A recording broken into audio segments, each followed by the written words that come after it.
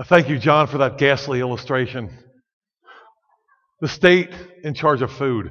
Can you imagine that? It'd be the same as education, no matter how shabby and disgusting it is. You still got to eat. Shut up and eat. Can you imagine that?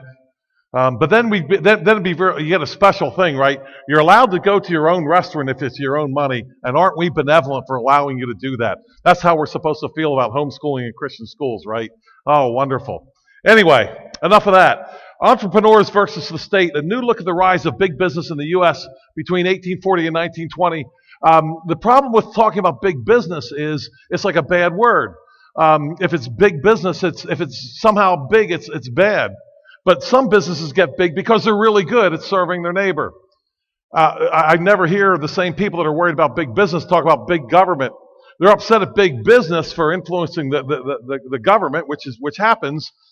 They're upset at the people that pay the bribe, but I've noticed that they're never upset at the people that take the bribe.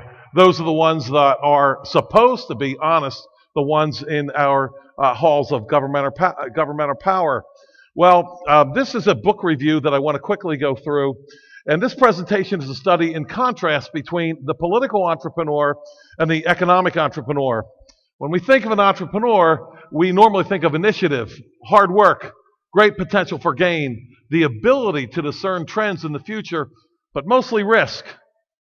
We generally cannot think of an entrepreneur without at the same time thinking of or considering risk. Now, that definition I just gave you is more the definition of an economic entrepreneur. What does he risk? The main two would be capital and reputation. He can easily lose one or the other or both. For the sake of great gain, he is willing to consider great loss. When we think of an entrepreneur, we normally think of that. However, we note a difference between the political entrepreneur, as we'll define in a moment, and the economic entrepreneur. The political entrepreneur is also capable of initiative, hard work, great gain, etc. The difference is risk. The economic entrepreneur risks largely his own assets. The political entrepreneur, of course, risks everyone else's. Now, in the last chapter of his book, entitled Entrepreneurs versus the Historians, our author, Burton W. Folsom, lays out why we need to study this issue. And this is important because we're being told the wrong things in our history courses. Now, there's a news flash for you, right? That's shocking. But we often don't realize how bad it is. We get so many crazy stories in our history classes in our government schools, and we grab a lie every once in a while, but they're still slipping so many fastballs by us. We don't catch up to them, and I think this is one of them. Folsom Jr. References historians who he believes have either misunderstood or misrepresented, or both, the place of the economic entrepreneur and have managed to exchange the place of the hero with that of the villain. He says the problem is that many historians have been saying that entrepreneurs, not the state, created the problem. Entrepreneurs, according to these historians, were often robber barons, you've heard that, who corrupted politics and made fortunes bilking the public.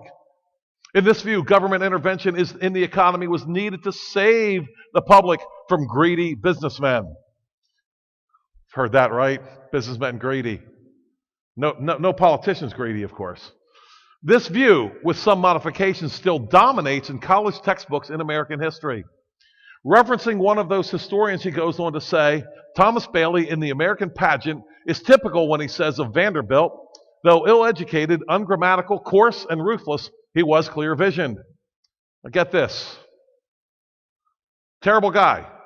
Offering superior service at lower rates, he amassed a fortune of $100,000. If this second sentence is true, to whom was Vanderbilt ruthless? Not to consumers who received superior service at lower rates, but to his opponents who were using the state to extort subsidies and impose high rates on consumers. This distinction is vital and must be stressed if we are to sort out the impact of different types of entrepreneurs. This, then, is why this brief study is necessary. Folsom Jr. identifies 5 economic entrepreneurs who, while greatly serving their neighbor, took great risks and overcame great obstacles. They are Cornelius Vanderbilt from the steamship industry. James J. Hill, involved in the railroad industry. The Scranton family, involved in creating steel rails for America's trains and transportation industry. Charles Schwab of the steel industry. And finally, John D. Rockefeller in the oil industry. We don't have time to look at all of these. We just have a time to look at a couple of them. And the first one we'll look at is Cornelius Vanderbilt. In Entrepreneurs versus the State, he says this. Folsom Jr. goes on to say this. Every school child is taught that Robert Fulton was the first American to build and operate a steamboat on New York waters, especially here in Lancaster County. There is a Fulton house right here in this county. When his Claremont sauntered 4 miles per hour upstream on the Hudson River in 1807, Fulton opened up new possibilities in transportation, marketing, and city building. What is not often taught about Fulton is that he had a monopoly enforced by the state. The New York legislature gave Fulton the privilege of carrying all steamboat traffic in New York for 30 years. It was this monopoly that Thomas Gibbons, a New Jersey steamboat man, tried to crack when he hired young Cornelius Vanderbilt in 1817, 10 years later, to run steamboats in New York by charging less than the monopoly rates. What do you think happens next? The Fulton monopoly was struck down in court. So, the triumph of market or economic entrepreneurs in steamboating led to improvements in technology. I just want to say duh. I don't want to say duh, but I mean, come on. When you already have a monopoly, why are you going to improve anything? The triumph of market entrepreneurs in steamboating led to improvements in technology. As one man observed, the boat builders, freed from the domination of the Fulton-Livingston interests, were quick to develop new ideas that before had no encouragement from capital. These new ideas included tubular boilers to replace the heavy and expensive copper boilers Fulton used. Cordwood for fuel was also a major cost for Fulton, but innovators soon found that anthracite coal worked well under the new tubular boilers, so the expensive fuel was cut down 1/2. The real value of removing the Fulton monopoly was that the cost of steamboating dropped. You see what's happening here? Costs dropping all the way around. We're hearing already about honest money. Do we understand? We are so used to the idea of, what do we say? Costs just go up and up and up, right? You have to pay more and more and more. Do we understand that under a sound money system, when people get better at what they do, the costs are supposed to go down? Do we get it? Passenger traffic following their victory in court, for example, from New York City to Albany immediately dropped from $7 to $3. Fulton's group, the monopoly, couldn't meet the new rates and soon went bankrupt. This was only the beginning. Later, Vanderbilt would have to go up against the subsidized competition of Edward Collins. To summarize, he was a political entrepreneur. He managed, much like political entrepreneurs such as Elon Musk.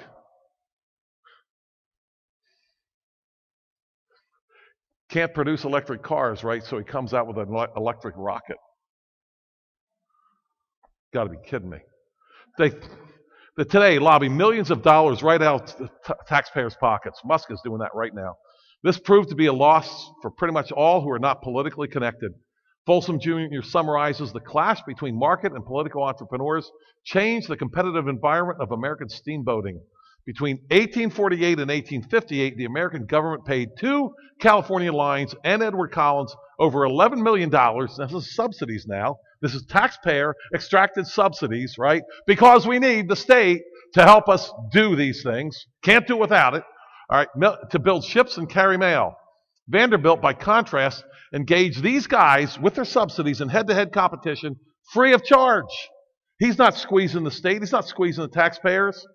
Largely because of Vanderbilt, Congress in 1858 ended all mail subsidies. I think 1858 was probably the last subsidy they ever ended. They've been creating them ever since. Afterward, Vanderbilt and others carried the mail only for the postage. The passenger rates after 1858 were still competitive, only $200 to California, far below the original monopoly and subsidized rate of $600.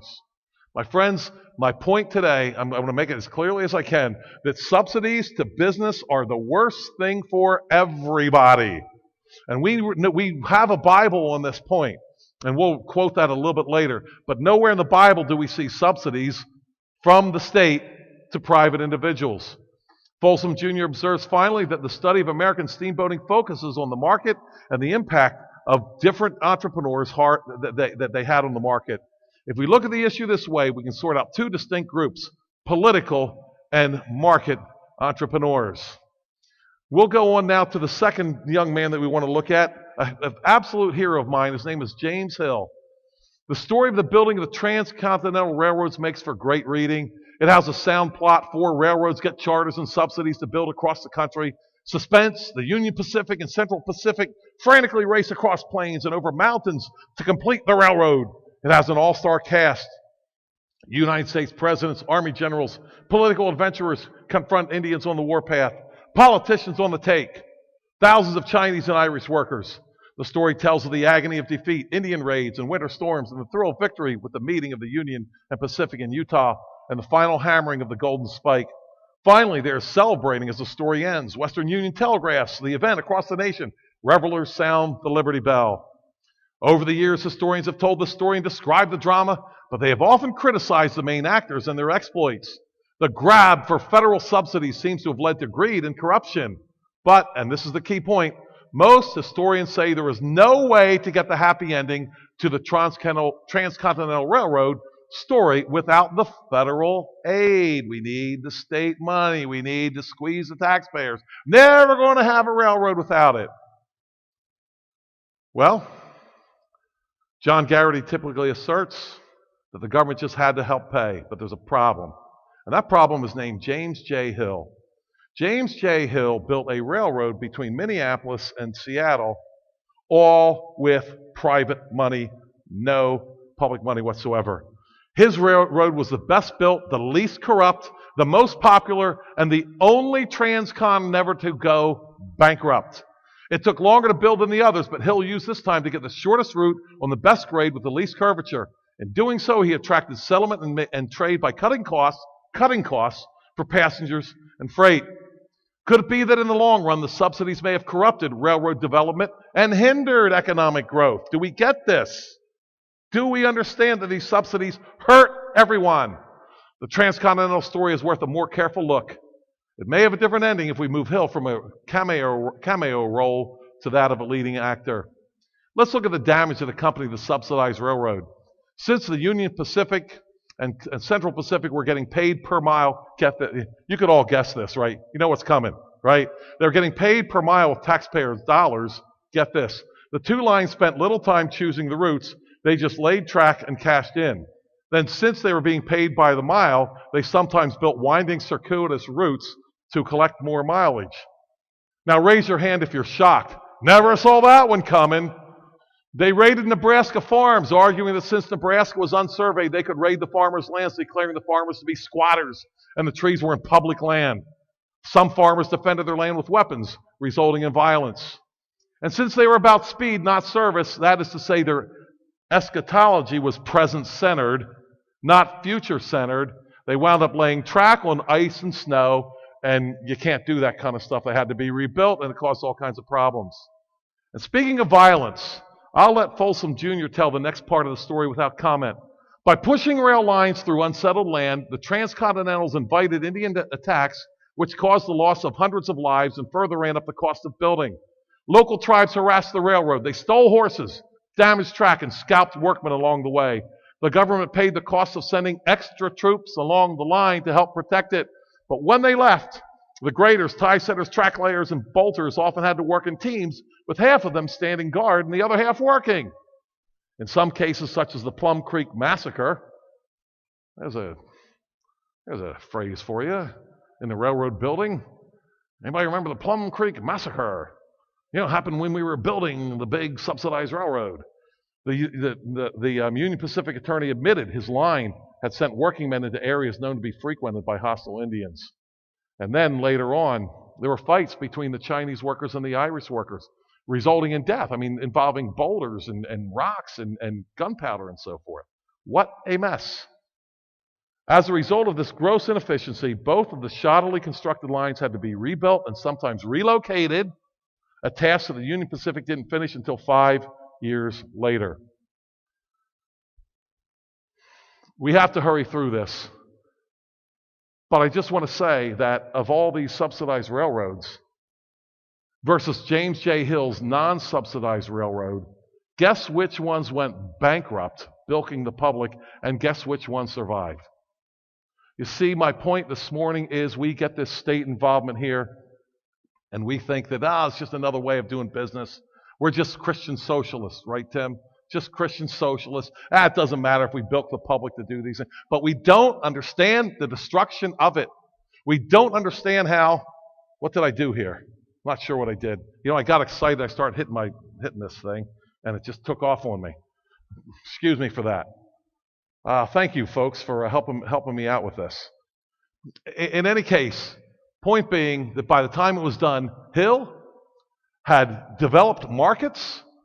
He actually began to sell grain across the nation, and all the Union Pacific and Central Pacific did with all their subsidies and all their grabbing of taxpayer money, they went bankrupt. There was corruption. There was people in jail and so forth. And to me, this day, James J. Hill is worth studying. I believe the man is an absolute hero. So what is our lesson here? I submit it is a rather simple one. You will, of course, recognize Romans 13. Rulers are not a terror to good works, but to the evil. For he is the minister of God to thee for good. But if thou do that which is evil, be afraid. For this cause pay ye tribute also. Anybody see subsidies here in this passage defining what is the job of the civil authority? I'm afraid I don't. Finally, to wrap up, I'm going to tell you about this man. This man was a man who believed in dominion. This man actually invented something. It's called the baby swing.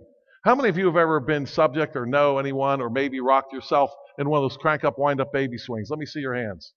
Yeah, pretty much everybody. Now, something that broad, don't we need subsidies from the state for that? I mean, come on. Everybody has the right to be rocked to sleep in a baby swing, right? It's a right. Well, this man was paid by a company to come up with an idea. The baby swing didn't exist, but he came up with this idea of the baby swing along with another person. This particular man was understood dominion. He understood the fact that God has invented all kinds of things in nature. And one of his favorite things to do in nature was to observe nature, because he wanted to observe nature to find out what was in nature already and then develop it for his neighbor. And he said to me one time, he said, I just like to see what God did in nature, because we can take it and serve our neighbor with what God has already done. And I know this man knew what he was talking about because he was my own father. He invented things. He had 43 patents to his name. And by the time he was done, he was well known as an inventor. He loved the idea of nature. He loved to see what God had done. And he understood the goodness of God and how we can use his goodness to serve our neighbor apart from federal subsidies. So the next time you hear somebody tell us, we need to support these businesses too big to fail, think about that, right? We need to support the business too big to fail. I hope you remember Burton W. Folsom, entrepreneurs versus the state. Enough with taxpayer money to support private enterprise. It's a disaster for everyone. Thank you very much.